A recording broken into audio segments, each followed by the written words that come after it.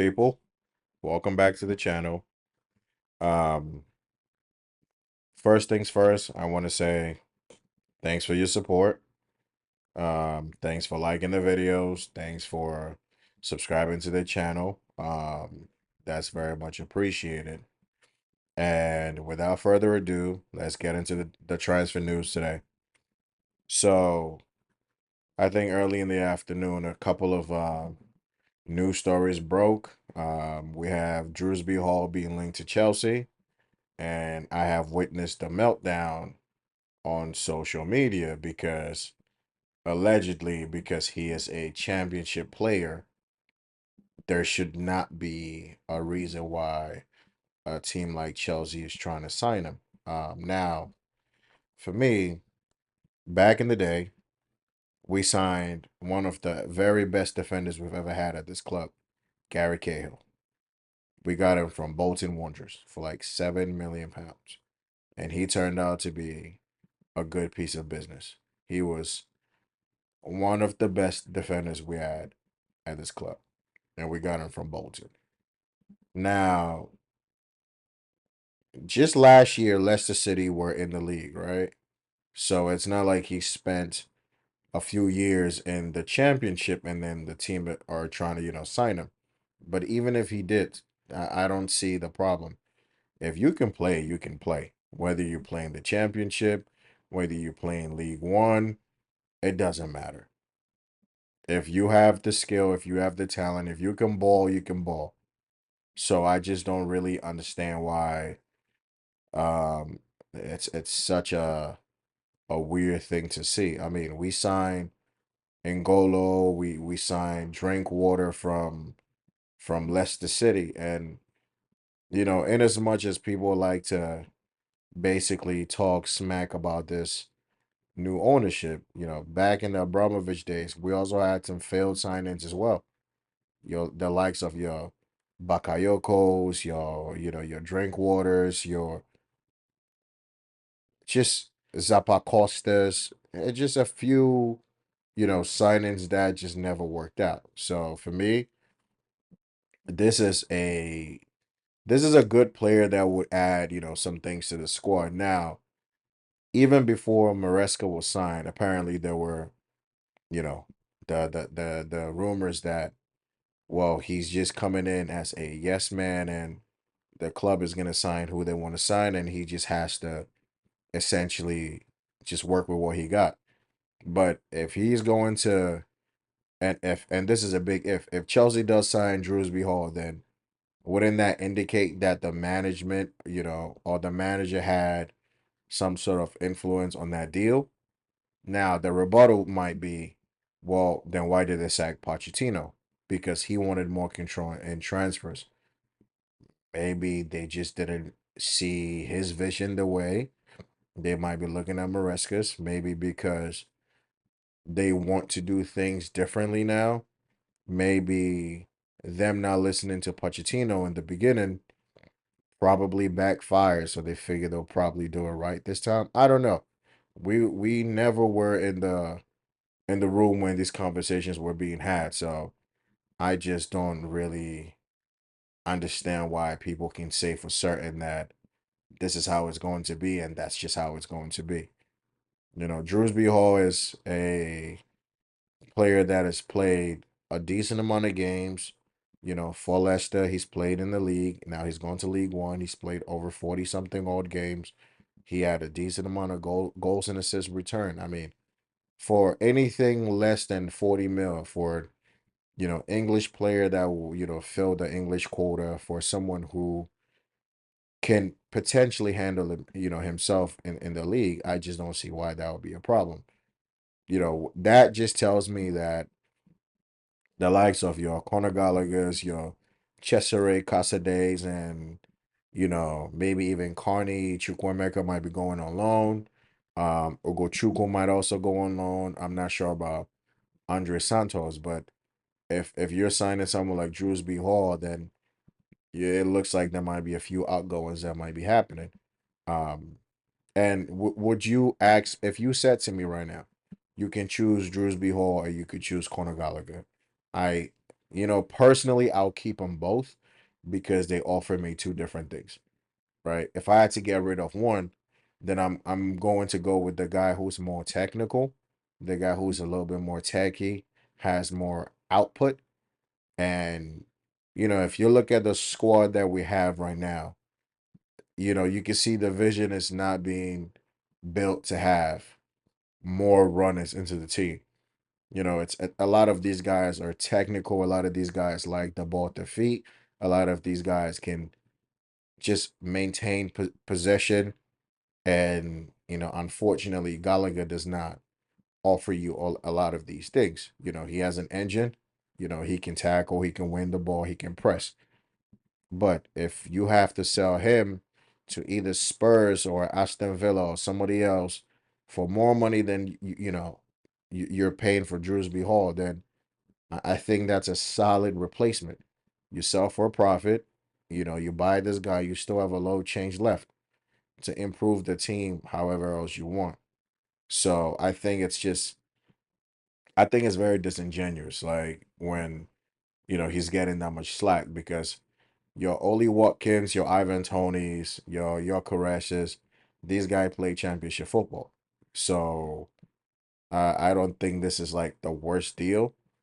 And I think Fabrizio reported or broke it that it looked like he was going to Brighton because they had an agreement set up for him. And since Chelsea called, now there's doubt in that Brighton deal, and Chelsea might be able to pull something off. And the report says, let me see. Let me find this report really quickly. I want to make sure I'm giving you accurate information. But it says something along the lines of like the next 24 hours are key, and just look out for it because now the deal looks like Chelsea might hijack that deal. So me personally, I think I think it's a good enough deal for me. It ain't the worst, link that you could get.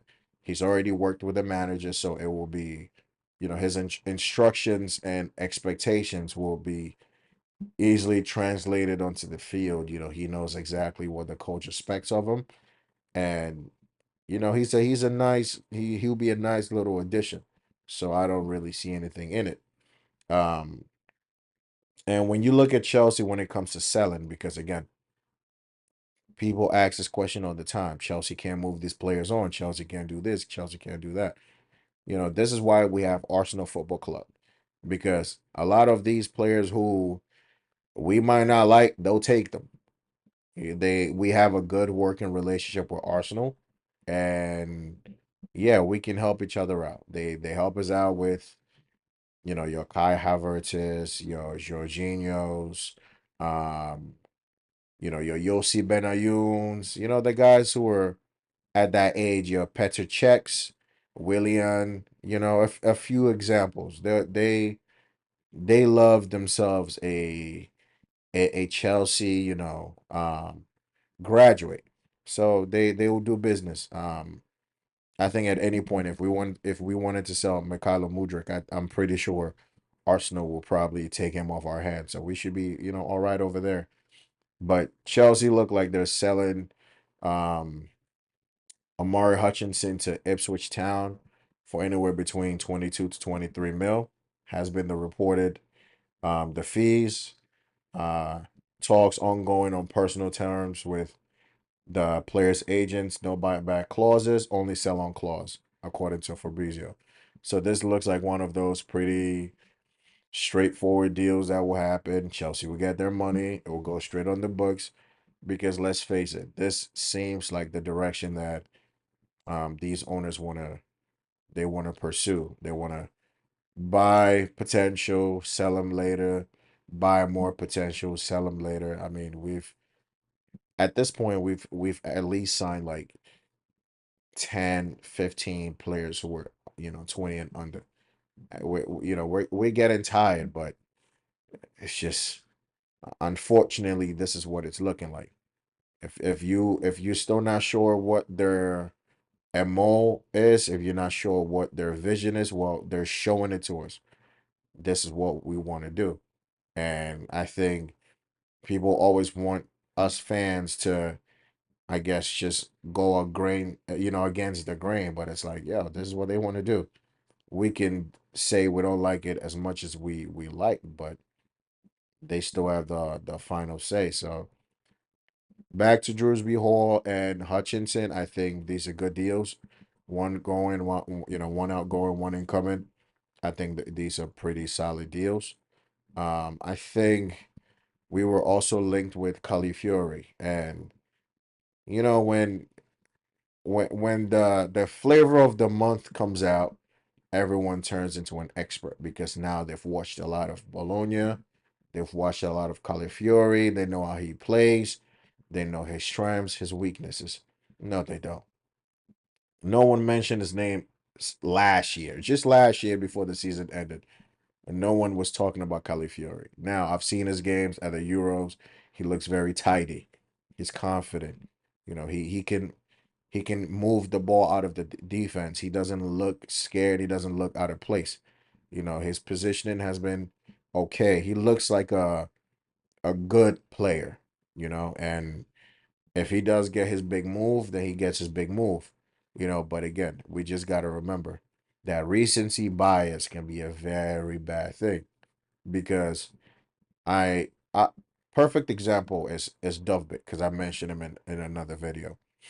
If you hadn't watched, if you hadn't known about this guy and you've seen his performances for Ukraine, and I mean just his personal performances, and I asked you how many goals you think this guy scored last year, where do you think he played, and how much do you think he would cost?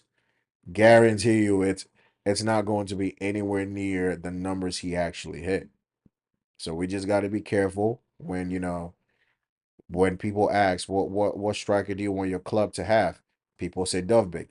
It's just, yeah, Dovbik, but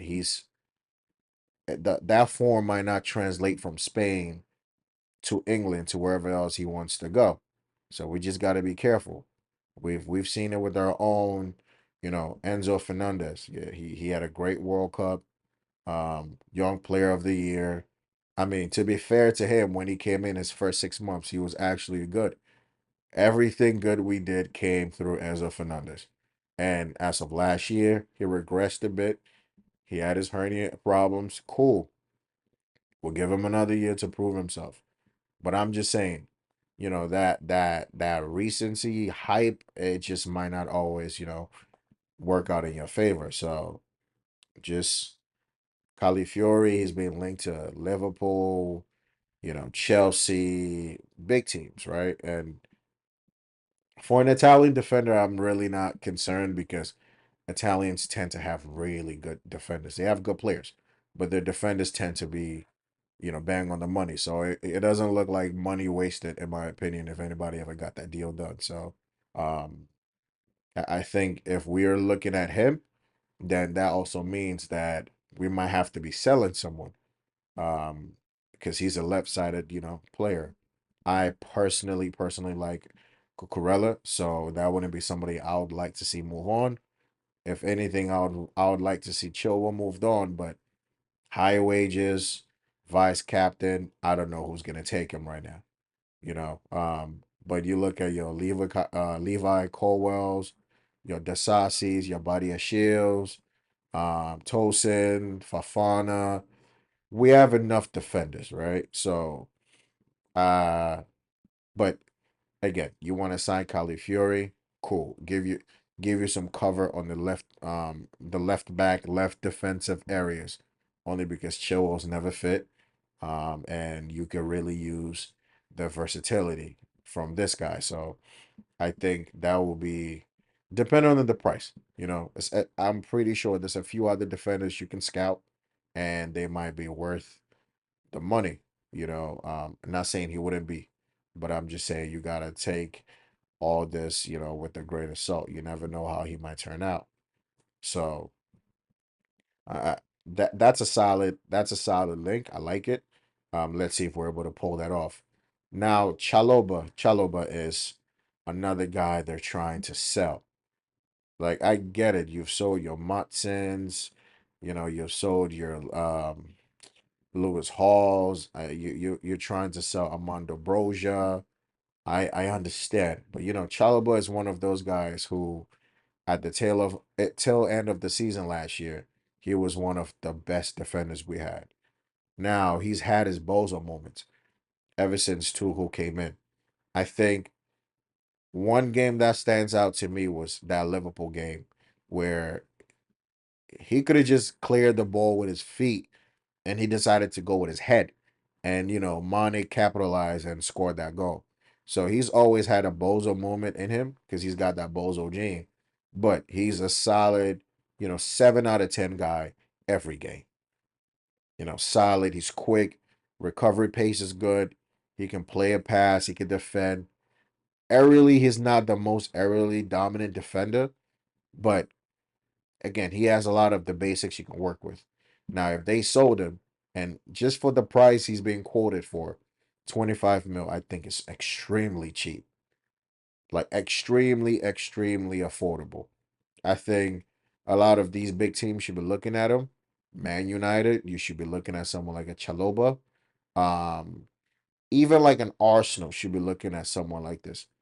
Score depth. Back up to your Salibas, your Gabriels. You want someone to take a rest. You can throw in Chalobah. You already have the good structure. Your defensive structure solid, so he wouldn't really look out of place. He's a quality defender. And for 25 mil, I think a lot of teams should be snapping Chelsea's hand for that. I wouldn't like to see him go. But unfortunately, it's looking like one of these situations where pure profit is going to be flipped, and that's just going to be the end of that. So, and I think Chelsea are also being linked to a very young Argentine player. He's a defender, and listen, I think we've spent enough money, man. I think the club they've made their point. They've made their point. This is what we're gonna do, and this is what we want to do. But please, please, just allow it, man. Give us some senior heads experience, and experience doesn't even have to mean they're older. It's just give us some more experience because this is a very inexperienced team, and I've said it before. We're not challenging for anything anytime soon. We could get lucky in a cup run, get to a semifinal, but if we face Liverpool, well, I mean, now that Jurgen Klopp is not there no more, maybe we might be able to win that game. But Liverpool, we've just always been losing to them every final we get to. So you might get lucky. You might be able to make a little run. And if we do qualify for the Conference League, because we still have to play to actually qualify, that's a trophy that I'm eyeing already. That's something extra that goes into the cabinet. Is it what we want? No. It's even having to play in that is an embarrassment. But thanks to just poor performances and not really getting our strut, just yeah, it was not good. But that should be something we should be looking to win. But besides that, that really should be it. I mean, we've made inquiries about Murillo from Forest, but I'm not moved by that. I'm not moved by that transfer. Not for 70 mil. Like for 70 mil, you could get a decent amount of like defenders. You could probably get Hernandez from Tio Hernandez. He plays for AC Milan. Yes. You could get him for 70 mil. You could get a good goalie for 70 mil. You really want to spend 70 mil? Yeah, go get me Ivan Tony. But the problem with Ivan Tony is, see why no big team wants Ivan Tony is because even though you have quality, sometimes humility is really nice. You're not bigger than the team. You're not bigger than nothing. You have to just respect the people you work with, the people you play with. Because before he came back from his suspension, everybody wanted Ivan Tony in his team. If you ask, who do you want to sign? Ivan Tony. Who do you want in your team? Ivan Tony. Now everything is quiet. Just it's not it. And one last thing I wanted to touch on before I ended the video was, I know that when it came to like the Isak deal, and it's fans from other teams are saying, well, Chelsea can't afford Isak because they're broke. Nobody can afford Isak right now. Not even Man City, just because of the price tag. Newcastle is going to ask you for some crazy money. So it's not that Chelsea can afford him. If other teams want to, go ahead. Let's see if you're gonna get a discount on that price. Chelsea don't want to buy him because that's a lot of money. Not even Man City are gonna go sniff at that deal. Arsenal don't have a striker, but they're not gonna sniff at Isaac for what, 120 to 150 million. Yo, no one is getting him. So this ain't no, he rejected Chelsea. They made an inquiry. They wanted potentially to see if they can have, some cash plus throw a few players in there. And Newcastle probably said, nah, there's a valuation we have on the player, and we're not gonna let him go for less. And they said, all right, we can't afford it. You look, you cannot all you can't get everything you want. Isak is one of those guys. If you really want him, one, he has to want to come to your club as well. So again, we might have a situation where he's like, yo, if I'm gonna go to Chelsea, I'm gonna ask for extremely crazy amount of wages. If a team like Arsenal came in, maybe he might decide, you know what, Arsenal's a better project because they've been performing for the last 2 years. They've been competing. Maybe I could be the guy who gives him that extra push. So he might go to Arsenal and probably lower his wage demands and whatnot. But when it comes to the teams like Chelsea, Newcastle, Man United, all these teams not in the Champions League or whatever, that's when the player might say, well, if I'm not in the Champions League, I might expect more money. So I think when it comes to him, I don't see a lot of teams even going in for him just because he'll be expensive. But that'll be it. And tomorrow, I'm pretty sure there's gonna be even more news popping up because it's today we had no Euro, so a lot of people were just regurgitating the same news all over. So tomorrow might be another day. We'll see how that goes. But guys, I'm gonna end it here. Like I said earlier, I really appreciate the support. It's a pleasure to do this because I enjoy actually doing this, and hopefully, I can build this into something bigger where, we're doing panel shows and we're having, some type of like a podcast situation with other people in the room, you know. But thanks for the support. This is Let's Talk Ball, and I'll see you guys in the next video. Peace.